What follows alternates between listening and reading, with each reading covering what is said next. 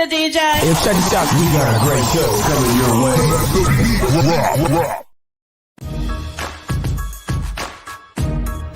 From the ECSI Sports Studios, it's the Midday Market Report with Jeff Dawson.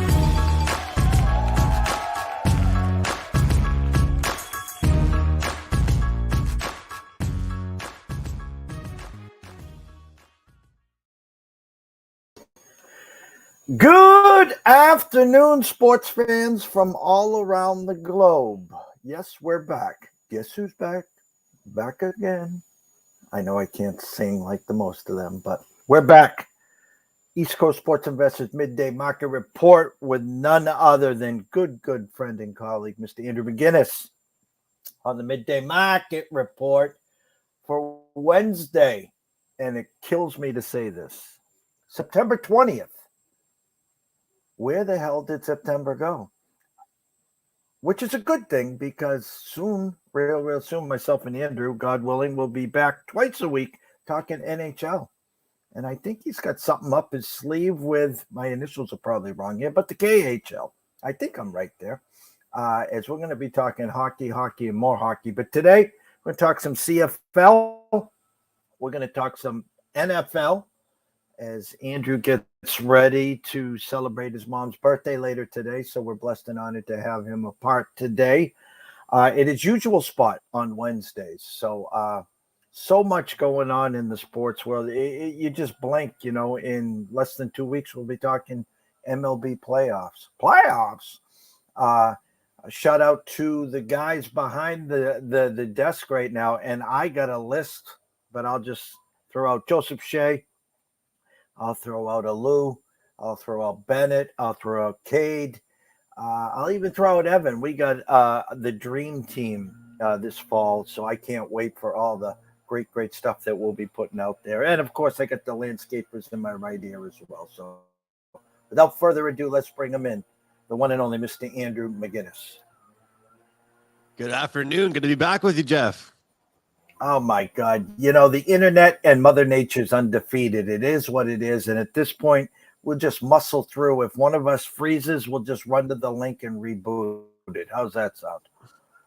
That sounds good to me. I mean, the show must go on. It's about time we did a show together. I appreciate the adjustment in time today for the birthday dinner for my mom, and looking forward to talking some CFL, giving out some NFL picks. And you're right about the month flying by. It's crazy, but you know me, I'm excited the most always for hockey. Training camps start today. I was watching lots of press conferences, so maybe not this show, but in a future show, we'll have all kinds of futures, some season point props, some player props, and all that good stuff. But the CFL is coming down to it. I mean, talking about time flying, Jeff, the CFL season, it's playoff crunch time. Teams are fighting not just for the playoff spots, but for playoff positioning. So it's crazy. It feels like we just started talking about it yesterday, and the summer came, and it's pretty much gone now. It's funny. I got a notification on my TikTok.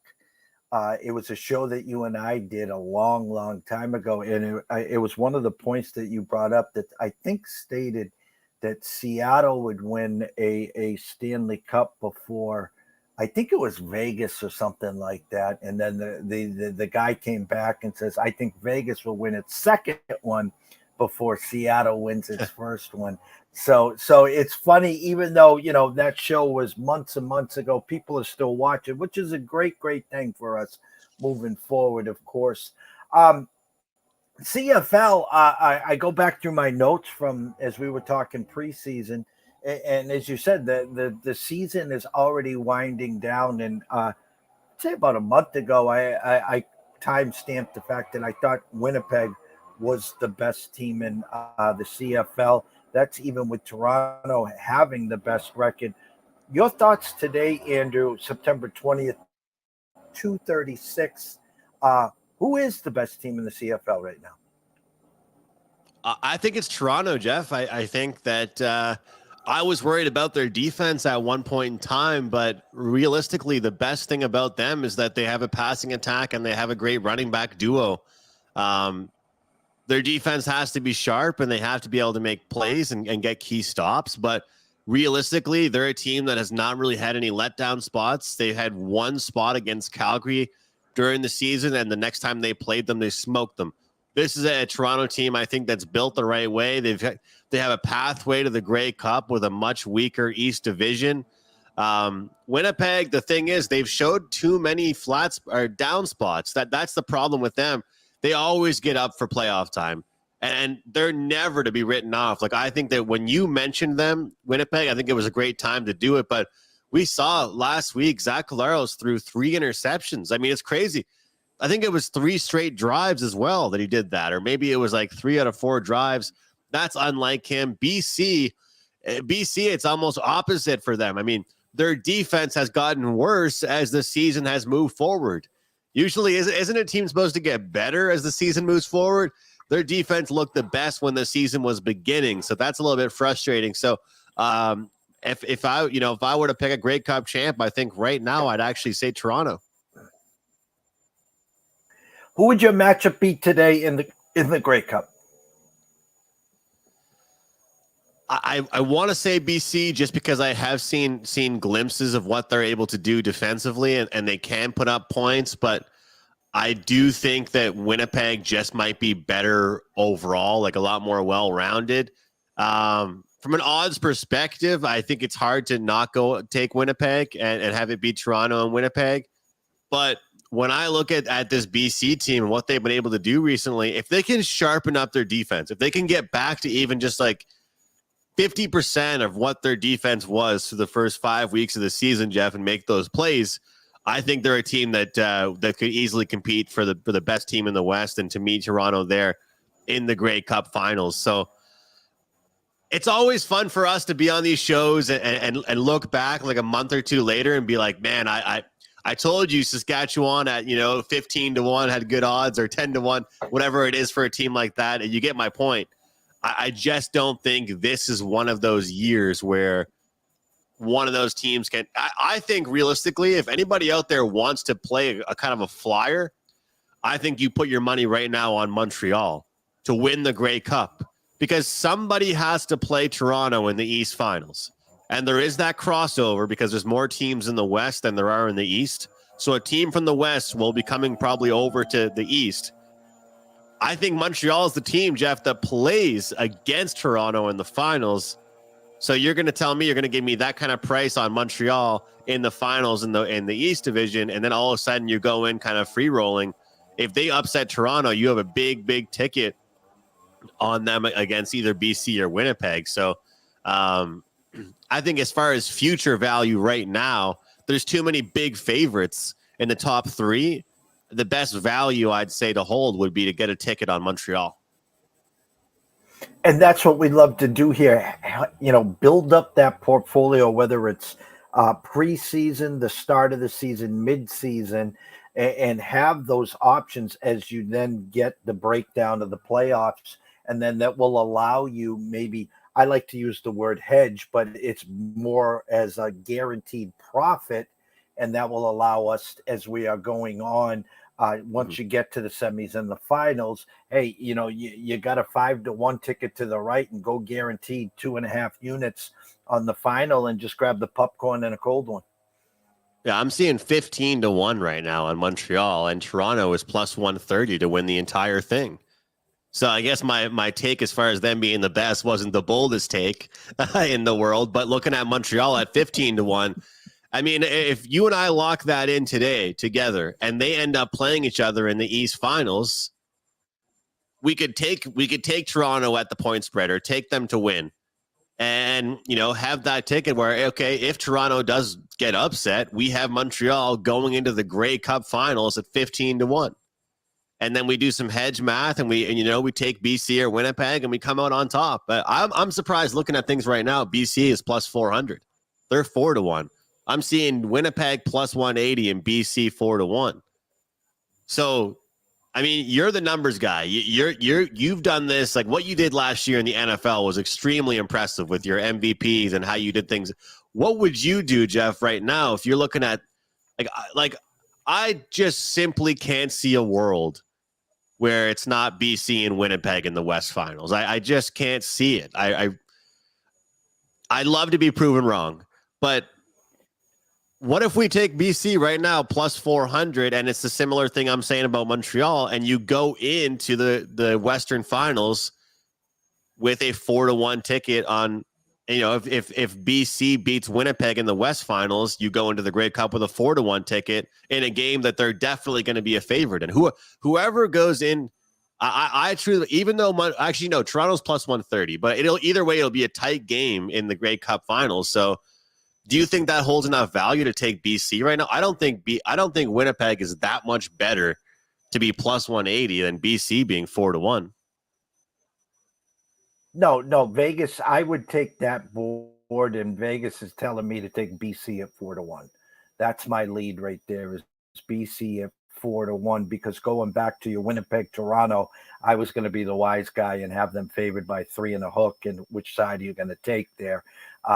And I would be on the dog, of course, and I think the total will be around 51 or maybe a little less because of the colder weather. But my point is, those numbers that you're telling me, it's BC at 4-1. Grab that now, and then let's see how it proceeds as we finish up the season and get ready for the playoffs. I find that very interesting. I don't really know what the disrespect is. And I think that a lot of times people say that futures are about liability, but let's not kid ourselves. There probably isn't a ton of liability here on CFL Grey Cup futures. So that is interesting to me to take a look at. And Winnipeg's never out of it. I mean, they've been to the Grey Cup at what seems like, it seems like 4 of the last 6 years. That's just off the top of my head. So, but at plus 180, I feel like you'd want to just bet on them to win those games and not just take the Grey Cup future. No, I agree. And it's as we're getting closer to it, we'll keep an eye on those numbers as we progress on our weekly shows here. I got the board up here right now, and today is the 20th.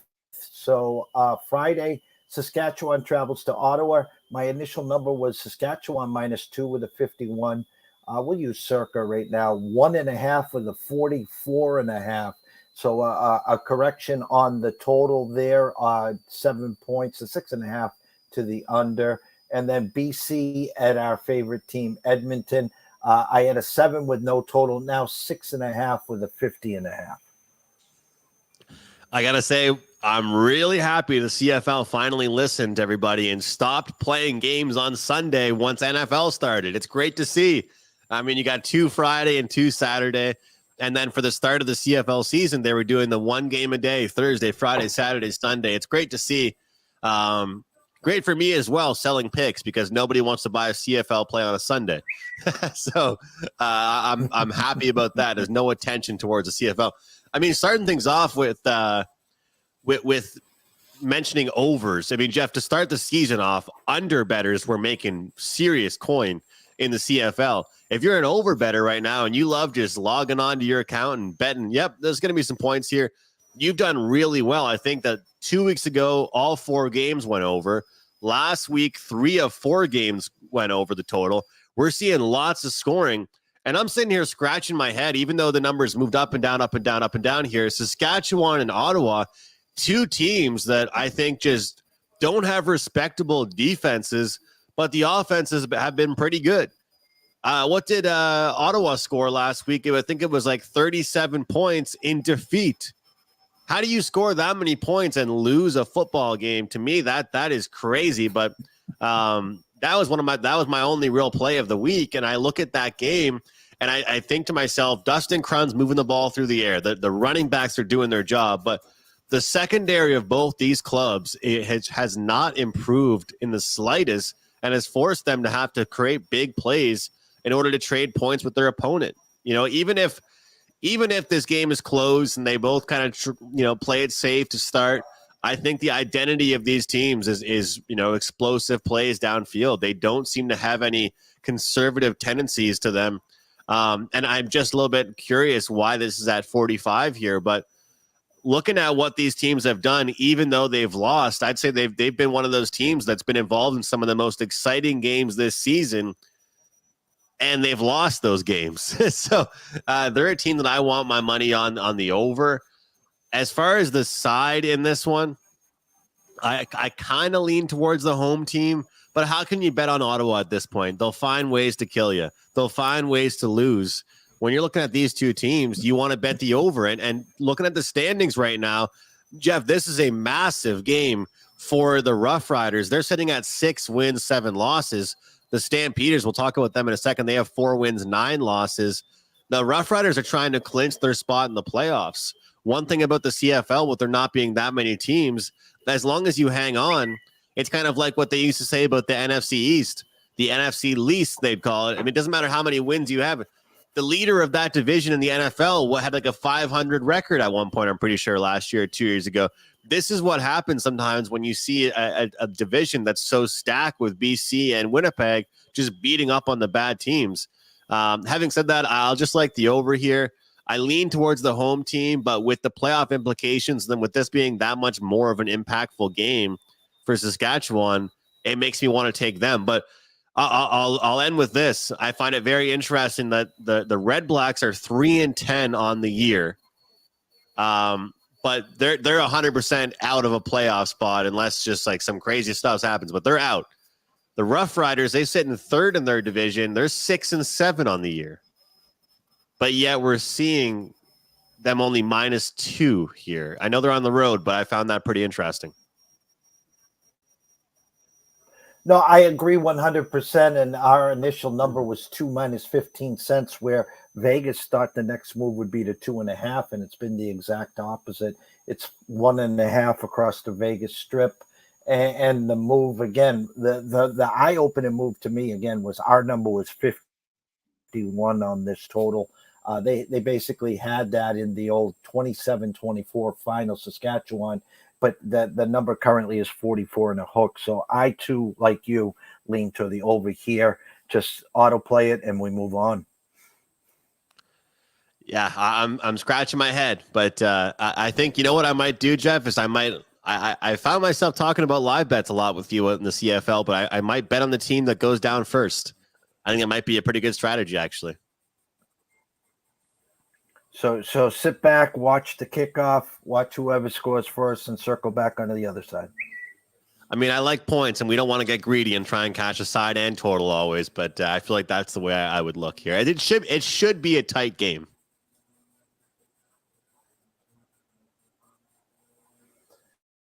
I agree. The second game is interesting. I didn't have an opening number on the total. It looks like 49 and a hook.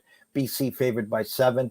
Again, the initial was grab the home team Elks, which is usually always the wrong move, but it's down to 6.5 with a 50 and a hook. We were just talking at length before this show started about BC's inconsistencies on defense. Looking outside, looking in, I think there's going to be a lot of points scored here.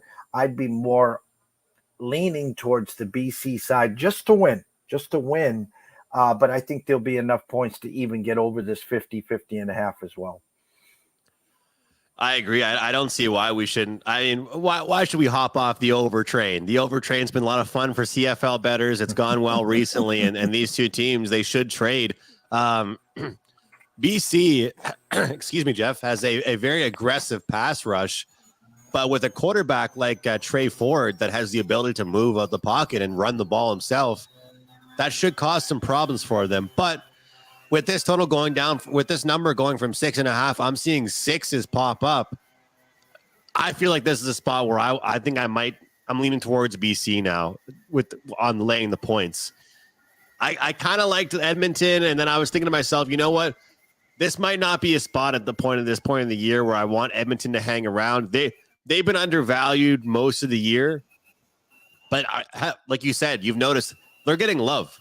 People love them. Sports bettors love them. CFL fans that are still watching, they've kind of fallen in love with this Elks team. They had that horrible home loss streak and all this. People are so happy that Ford got the start and he's done well.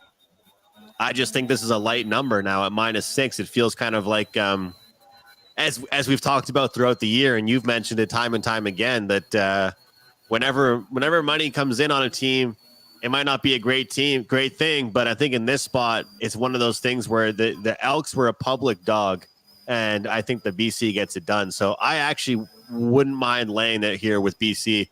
I think they can win by a touchdown.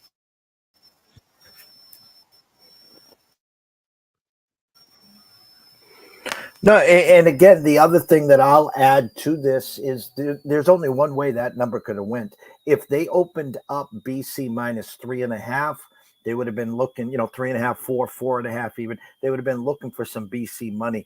By opening this at 7 or even 6.5, there's only one way this is going to go. They're going to get the home dog, the elk money, as we like to say here. And again, I do like BC. Not only, this game should go over, don't get me wrong, but we could see that BC defense early and often here. I might even take a look at the BC first half number as well. But I think BC gets this done by a touchdown. I'll even go on record. I think they get this done maybe by double digits or better. I think that's, correct me if I'm wrong, but I think a lot of times people say that dogs might correlate with unders because, they only have a chance they can keep it low scoring. I think that the dog correlates with the over here. I think we all know BC is going to get theirs. It's just a matter of what Edmonton does. Does that make sense? Because I think that we know what BC is going to be able to do. I really think if anybody likes, I like the over either way, Jeff, but I think that if anybody out there likes the Elks, like I've had people ask me and I've said, realistically, if you like the Elks, you probably like the over. They're not stopping BC. They're only going to cover if they put up 20-something points. Do you agree with that? I don't think they're going to cover this points by playing defensively. They're going to cover by scoring.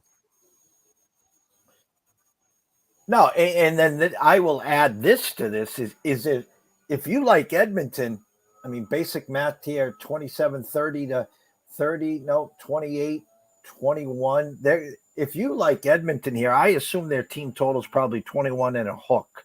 You'd be better off taking the Edmonton team total over the 21.5 than having them trying to chase the 6 or 7 point spread. It's going to be sweaty. I'd rather be sweating BC on the spread than sweating Edmonton. I agree 100%, sir. Let me see if I can find. Give me 1 second here. So we go through the college slate. Come on, Spank. The two afternoon games on Saturday. Montreal at Calgary. My initial number was Montreal -2 with a 48. It is now 1.5 with a 47.5. And then Hamilton travels to Toronto, 10 with a 50, now 10 with a 49. Call me crazy. My initial eyes would be to Calgary at home as quote unquote your home dog. Big number for Toronto. I've seen them in this spot before do very well at home. Thoughts there?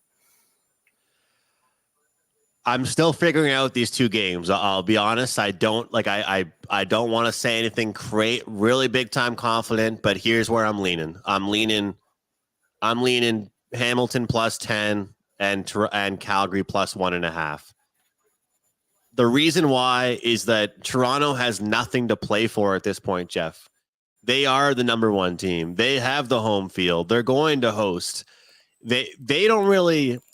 Teams never care about point spreads. They don't care about your money. They don't care about your bet. But a lot of times they do care about blowing teams out. And I think that at this point, it's going to be about routine, getting everyone involved, and kind of just like shaping up your offense. The only thing that worries me is that this is a rivalry game. Whenever these teams play each other, they mean business. They do not like each other. If you can think about what a rivalry would be in any other league, it's the same thing here with these two teams. But I think that +10 is kind of baked into it. If you were giving me this number 4 weeks ago, my handicap's a bit different. But that's kind of where I'm leaning. I'm going to look into a little bit more. And the Calgary one is simple. Calgary has been owned by Montreal in Montreal. You flip things up a little bit, Jeff. Calgary has actually owned Montreal in Calgary. This has been a very simple home and home type of situation where when you've got two teams from different conferences that when they travel, they don't do very well against their opposition. So, and of course, playoff implications. But, handicapping NHL over the years, you don't know how many times I've been burnt, and I was burnt by the Pittsburgh Penguins last year on the way to the playoffs just because a team has to win. We all know the old saying, doesn't mean they will win. And as far as the CFL is concerned right now, if there's one team that has to win this weekend, it's Calgary. And I will just add this as we follow up to 50 sports books around the clock here at ECSI. Bet Online has this down to a pick already. So anyone out there that can grab Calgary plus the 1.5 or 2s, better get it now because Bet Online's got it down to a pick. And they also have Toronto Argonauts down to 9. And just a little FYI, FanDuel has already now moved Toronto to 9.5. So again, as I say this every time, Andrew, to say they're not listening, they're listening. Trust me when I say that they're listening. They are. And I'll tell you guys, like, this is the time of year in the CFL where you want to figure out either, how much certain games mean to certain teams. And I'm not saying Toronto's going to lose to Hamilton, but I'm saying they might keep it very, very close. Hamilton, I always find it interesting, Jeff, when a quarterback throws 3 interceptions, what does everybody do? They crap all over that quarterback, right? Nobody ever applauds the defense. Well, guess what? 3 Hamilton defenders caught 3 interceptions last week. It wasn't just Zach Collaros throwing the ball to those defenders. So that's kind of what I look at, is thinking to myself, you know what? Instead of just crapping all over Zach Collaros of Winnipeg, why not pat Hamilton on the back a little bit for good defense? Because that's what the media wants us to do is go all over Zach Collaros. He's supposed to be the best quarterback in the league. But nobody right now is really talking about Hamilton playing a great game. So I ask you this question. I mean, when you see stuff like that, is it a mixture of both? I mean, Zach Wilson last week, we know how bad that guy can be. But at the same time, he played a really tough team, didn't he? So, I mean, it's tough to see. Well, I'm curious about that. And obviously now he's playing the Patriots this week. But the interceptions are not always just the quarterback being bad, but also the defense playing well. And if Hamilton does that against Toronto, they can cover 10 points. Well, I'll give you exactly a good transition here, okay?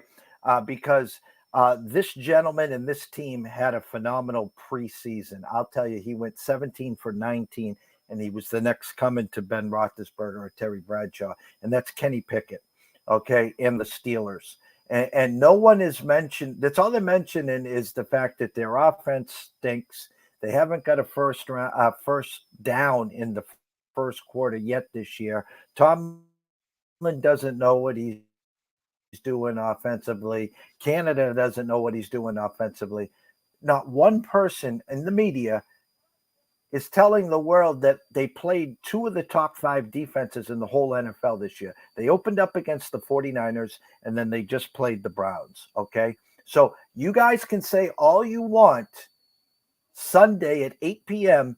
if Pickett and the offense lay an egg in Vegas against the Raiders. The other thing that is not getting mentioned is that his possession receiver, Deontay Johnson, hasn't played a snap yet in the regular season. Now the fact of the matter is now they're asking George Pickens to be not just the possession receiver with Pat Frymouth, but also the stretch the field wide receiver. So my point here is you have to look at who they've played before you just start splurting at the side of your neck.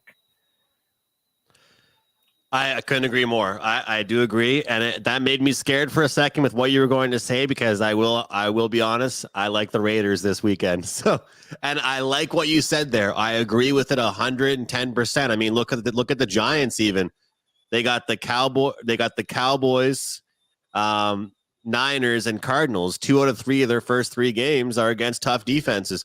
I mean, last week was no excuse. They shouldn't have been down that many in the first place, but it is true. You want to look at certain things. The way I look at it is kind of looking at this Raiders team is that they came off a game against a team in the Bills that was absolutely fired up, motivated, and pissed off after a horrible outing and disappointing. Josh Allen throwing interceptions, and the team didn't look on the same page.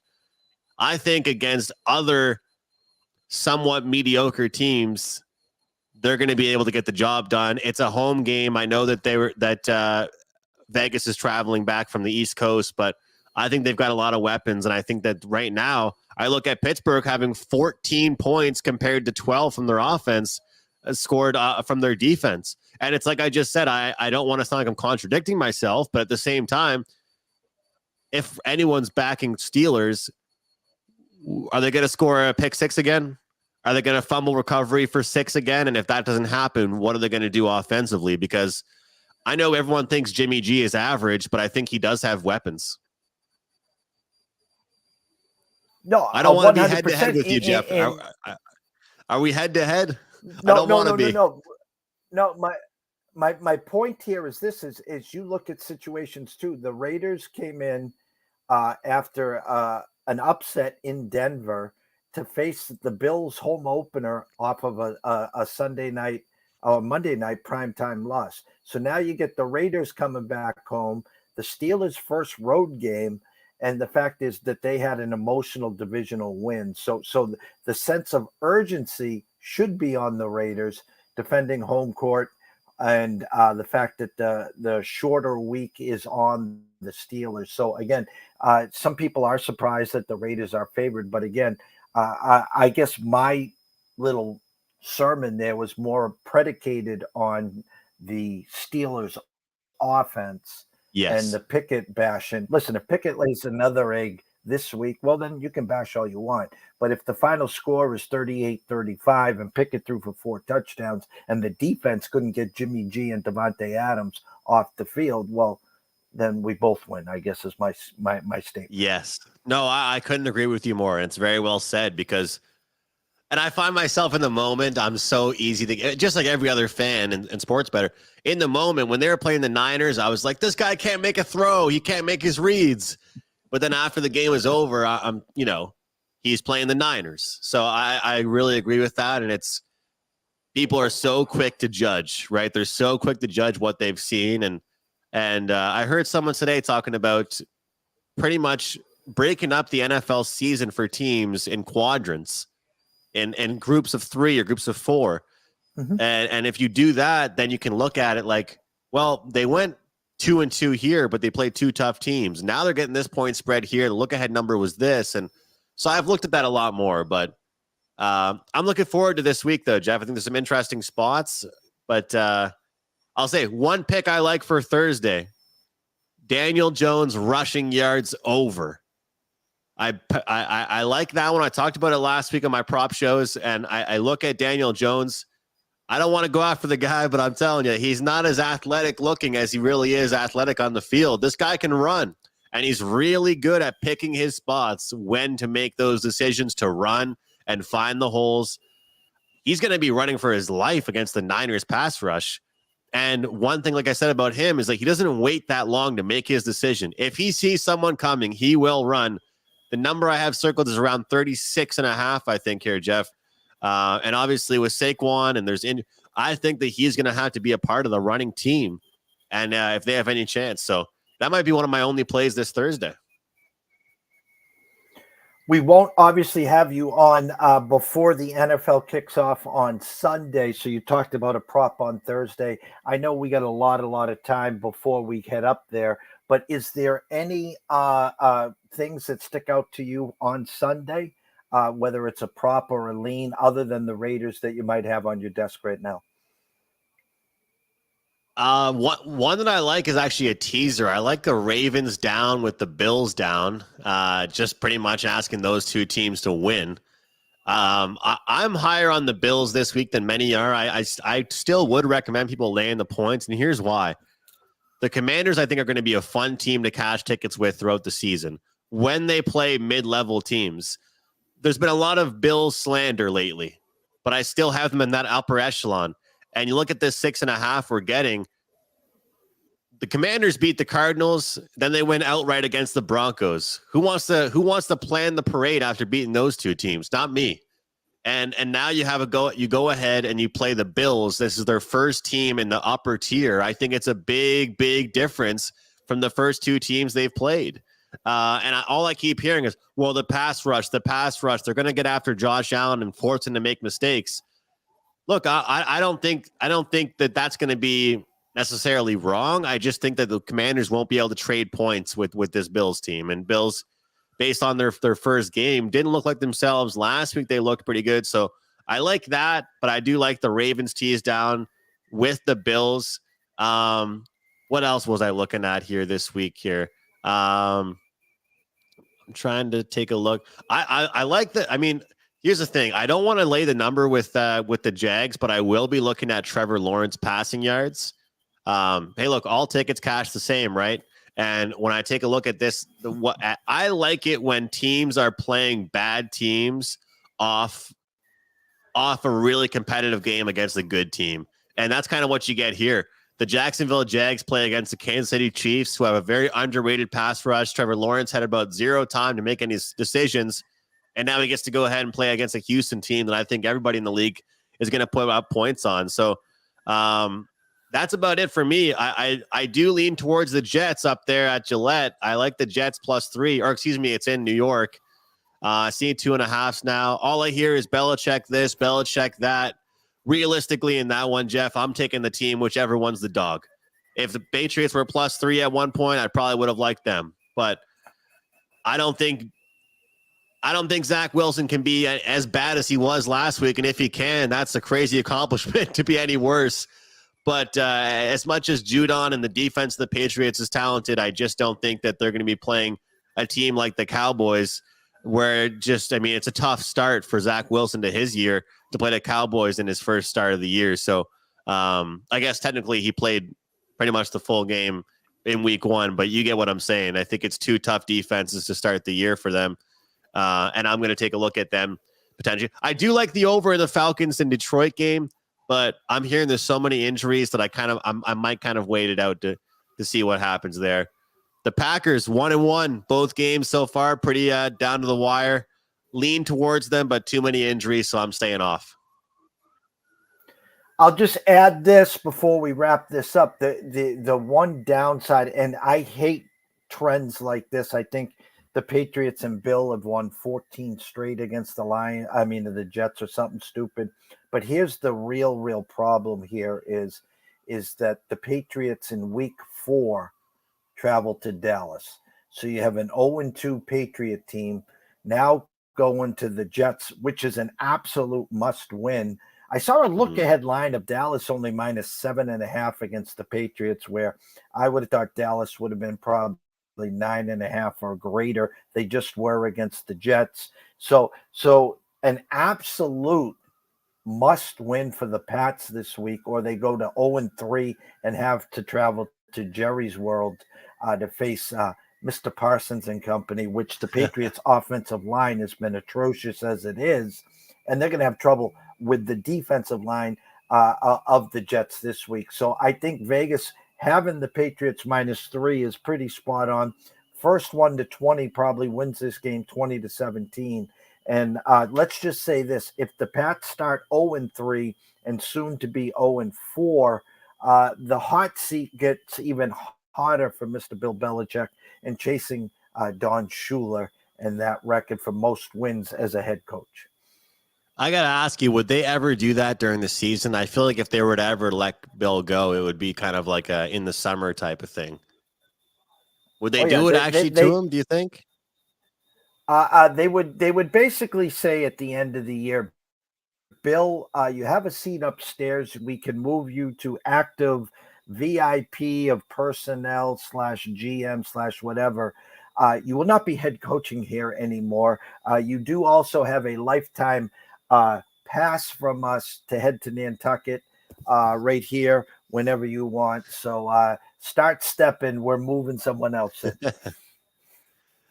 It's going to be interesting. And that's the thing. I mean, does anybody want to bet against an 0-2 Bill Belichick? That's the thing. And the answer, but the thing is, really, that's all I've heard about the Patriots. And if you're watching radio shows all across America and all you're hearing about the Patriots is the coach, isn't that a problem? Like, the main reason why this team is going to win is because of the coach, not because of any players. Like, when I hear people convincing me to win, a hockey team's going to win a game, I don't hear them saying, well, this coach is so good, but what about this coach? The coach isn't throwing the ball. Like the coach isn't, running the ball. I know he's a great coach, but that's to me what kind of makes me scratch my head is that if somebody starts their analysis about this game with the coach, I feel like Allen Iverson here. Talk about practice. We're talking about coaching. I mean, he's not playing the game. Well, I'll say this. The Jets have played what we expect two playoff teams with the Bills and the Cowboys. The Patriots have played 2 home games, defending NFC champs and Super Bowl runner-up Philadelphia Eagles, and then a Miami Dolphin team where hats off, they go in and put up 36 in LA against the Chargers, and then travel to Foxborough and, basically take care of the Patriots, 17-3 lead and just held on.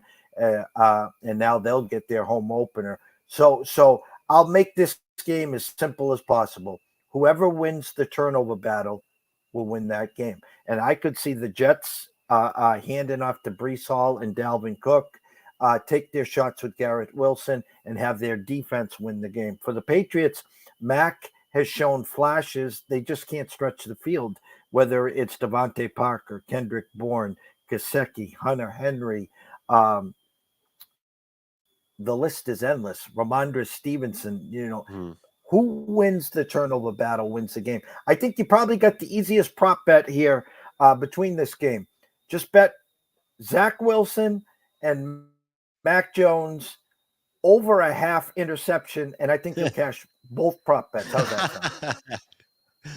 And that might help under bettors unless they take them to the house. I'm with you. I'll give you another one.